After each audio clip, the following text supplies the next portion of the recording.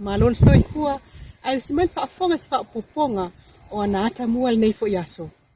O te wha manino mai nei ele wha msinonga mawalunga le tuto o tasi ai lava o wha ai unga whai ale pale mene o Samoa.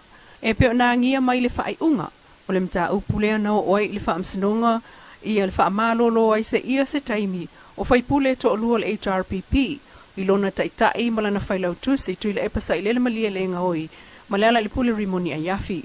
Pei tai ufa lea o ngā ina a matatu i lea so le nei wha ai unga le wha msinonga le whaai unga al palemene whaasala se ia se aso whai pule o lo whaasala.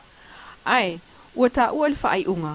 E ono mana o mia ono tuetanga i le palemene pe atusa i le whainga wana whaasalanga i o ngā atusa ma le whaavae. Ai o le mta uputu tasi la vai le nā, ma le whaitali a le palemene. Pe tai a matatu ai le aso le nei whaai unga i le se tula fono o whaalavelawe ai whai pule po le tūtalo sanga i le whaaua wina o la tofinga whai pule. Ai o se fina ngalo whaalia leo le fionga le taitai o le tuanga i tula epasa i lele malie le ngaoi. Whaatau le whaai unga wa maua. Sa nofo lava ma whaatalitali. Ia se whaai unga taurumanga al whaamsinanga.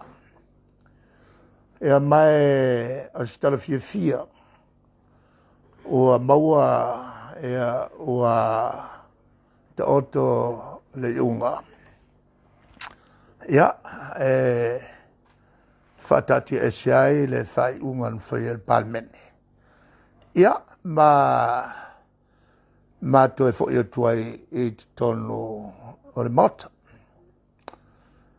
Au te mumuriain whamalo i le whamsinsili. Ia whape foi ia o nauswa whamsino. Il fai unga ua ta oto nei. Ia, ele foi se mata la tele faia. Na al pau le meo le vi inga lea i le tua. On tawan avel faftai le tua. On oi unga fapene tatu te faia. Ai mai se le unga o ta oto mai le whamisnanga. Oi unga lava mai le tua. La lava foi le whaitau ese o nei ma le nei vaenga ia ona al matou tu te lava lea. E le molinga o mene o maufa a ngai. E lo tato malo. E no tulai mai a le whaitau ese. Le upu e masani ai Samoa.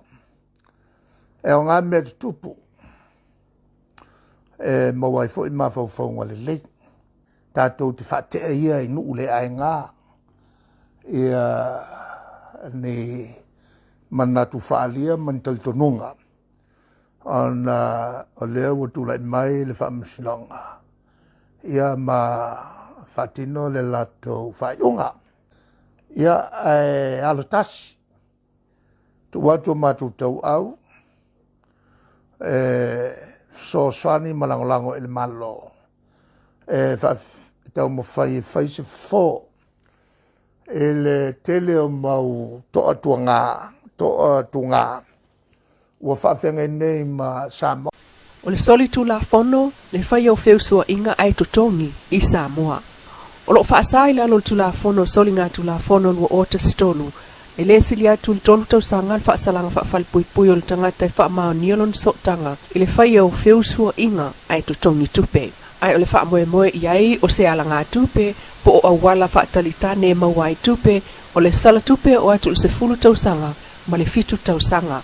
Ai o ila tau e tau la mua, ia whainga whaatalitane po le Crime Act lua ota stolu. O le whaasalanga e o atu le se fulu tau sanga i le whalipui ai fitu tau sanga, mō whiusua inga o tangata tusa.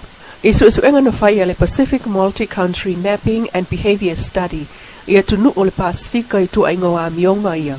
I le lua fesfulu ono na ilo ai, e whaase lauta maita i Samoa o lo ngā lulu e whaatalitane, telo i lato o lo whaatinoa ia ngā ruenga, ua o se ala ngā tupe maua. O le isi vaenga o le nasa isu enga o tamaita ia, o lo o whao ngā e tamaro loa mai fafu ma Samoa lava. O le whao ngā ina o condom po pa uwhai usunga, e na o tolu 3% o i lato o lo o whao ngā ina pau.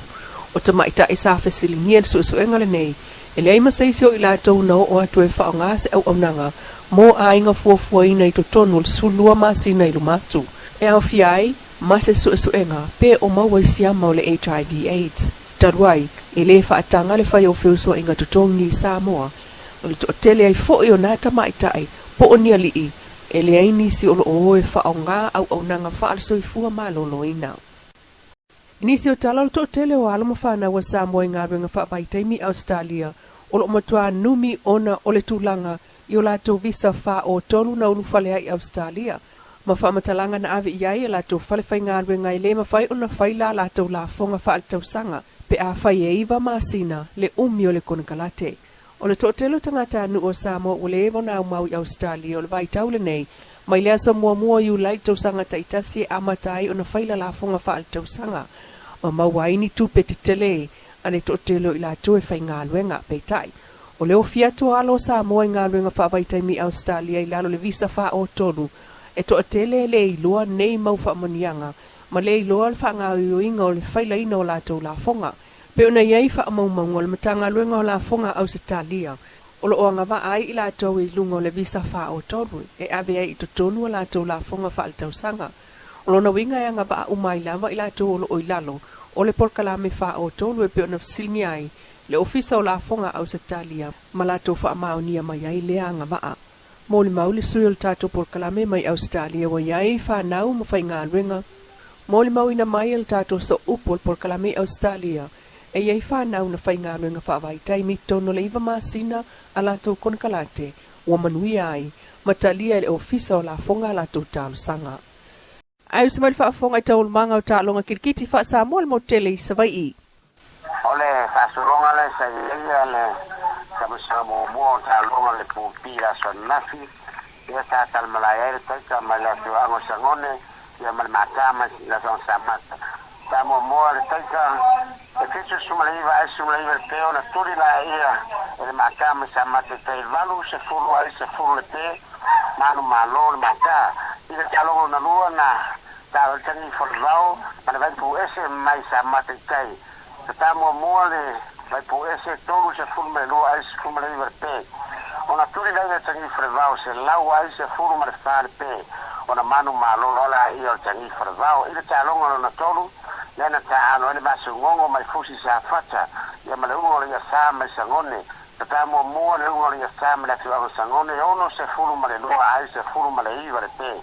Ona turi la ia masu ngongo mai fusi sa fata se lau ai e varu le te ona manu malo ai dona ia le au le masu ngongo mai fusi sa fata te tai la ia ole au le na ta longa ia ta longa le so nafi ia na ta ka mo ai au le vai puese mai la fianga o sa mate tai ta mo fitu se fuma le valo suma le verte ona turi la ia la ti la le lima la fianga sa puru sa le longa e valu se furu ai se furu ma le lima te mau ai manu malo ia la au la ti la le lima sa puru sa le longa i te au neila ia wa tara malai ai le taika ia mai la fianga sangone malta ni fo le vau ia la wa ta auto mai ai wa tolu se furu ai le ia se pe ia fa so longa ana so ile le ta longa le vale mata ma sa mata ia te foi mal maso ngongo ma le fianga fusi sa fata ia leo pe na pai ungo ia sa mai ia fianga sangone E sunga ta pusoa whaafia, mai pua. Tawal manga o kirikiti lo whai il traimi name wha awa o toa ilea soa tai au. Au se whapoponga o tātou talana i lea soa tai au, i lea lofo o lea tua, ai wha soifua ia.